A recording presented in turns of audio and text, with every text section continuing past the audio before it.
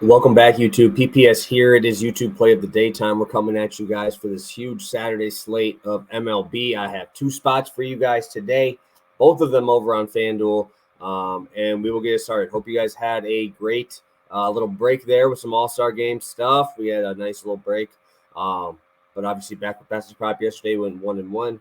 Again, today we have our stuff here ready to go. And hopefully we'll be able to continue making some money here. So we are going to be rolling into two spots. Again, it is the weekend. Got full UFC, full MLB stuff. If you guys want to jump in, hit me up on Twitter, DM me over there at player_props. We'll definitely get you in for the weekend promo there. And let's get into it. We got the Blue Jays as my first play. I don't do money lines very often, and I rarely thought I would go here. But I like a few of the advantages in this spot. First off, Chris Bassett, a fade train on the road. I do it every time he's on the road. 5.81 ERA, 3.04 batting average allowed. But let's just look at who we're working with here. We have 5.81 ERA away, 2.4 at home so far this season. 148 batting average allowed at home. I mean, those numbers are crazy. Over 50% cut in batting average against. One thing I do want to talk about a little bit there is he will nullify all righties. He is fantastic against righties. Against lefties, he has a little bit of work to do.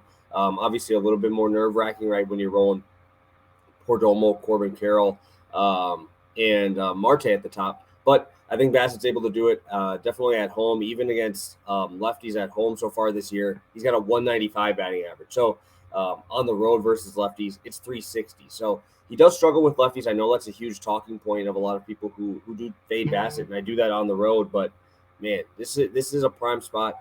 I never would have thought it was this different. I just always liked fading him on the road. I didn't know that his home numbers were this good. And when you go to Gallon, talk about a guy with the home road numbers, right? Home numbers, 148 ERA, 198 batting average allowed. That is home. Unfortunately for him, today is not at home, right? He is going to be in Rogers Center in Toronto. And on the road so far this year, 5.08 ERA, 260 batting average allowed. It's a distinct difference home road for him. And obviously he's been lights out at home. But I'm going to be rolling with the Blue Jays. I like the advantages in the bullpen as well. We take a look at where Arizona ranks. Arizona ranks a little bit outside of the, I think 12th worst in terms of ERA, 4.08 as a bullpen, 1.31 WHIP. But then we go over to Toronto, and their bullpen has taken a huge step forward. They are fifth in ERA at 3.62, 1.2 WHIP. They've been doing a lot better job than I think people expected. Obviously, Romano at the back. I think the bullpen advantage, along with Bassett being at home, I think this is going to be a spot for the Blue Jays. Obviously, yesterday they came unglued. I think that batting, those hot bats continue here. Usually I expect a couple of slower games outside, right outside of the break, but they came out. They came out firing, and I expect the same thing here. I do expect it to be a lower scoring to start, but I think towards the end we start to see the Blue Jays get a hold of that bullpen like they did yesterday. And I like the Blue Jays here. Minus 130 over on FanDuel Sportsbook right now. Play number 2. I will show you guys this one because I know some people want to see how we build these. So over on here, I have Blue Jays right here, minus 130, just so you guys can see that as well. Spencer Strider, 9 strikeouts. Gleyber Torres to get a hit, minus 120. There it is, guys. There's both plays. You can see it right there with the Blue Jays. Let's get it started. Gleyber Torres, is there a hotter guy in baseball? I don't know. Over the last week, he's batting 583, 7 for 12. He's been phenomenal, even has a swipe in there.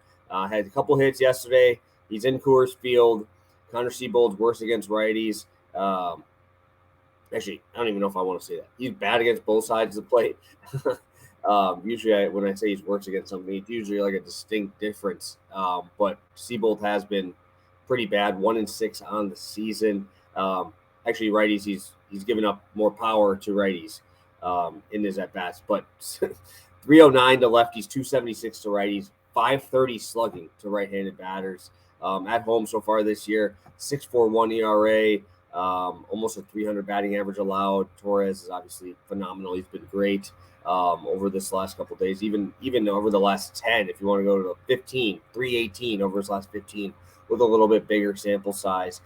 Plus, you have the Coors effect. He was batting leadoff last night. We like that. And then we go to Strider.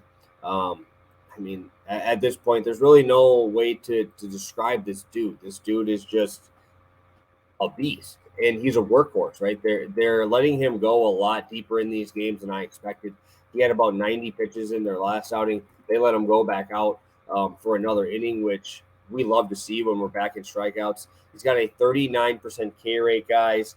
He's actually expected to get better. His expected ERA is almost a half run worse than his real ERA, right? Or half run better. 308 expected, 344 actual ERA. This dude is lowering his walk rate down to 8%, right? We have a 30% whiff on his fastball, 50 on his changeup, 57 on his slider. This dude is just continuing to get swings and misses and absolutely be lights out. At home this year, this dude's actually been better. He's been 38% K rate versus lefties, 39% K rate versus righties, 41.5% K rate at home this year compared to a 36% on the road. It's not that big a difference, but 40%, to see a 40% strikeout rate is absurd. I don't think I've ever seen it since I've been doing this. So 41% at home. He's at home today facing a White Sox team that just got demoralized last night, got shoved on by Charlie Morton. And they put the ball in play on Charlie Morton, but Charlie Morton isn't getting the swings and misses. He's around 20% K rate.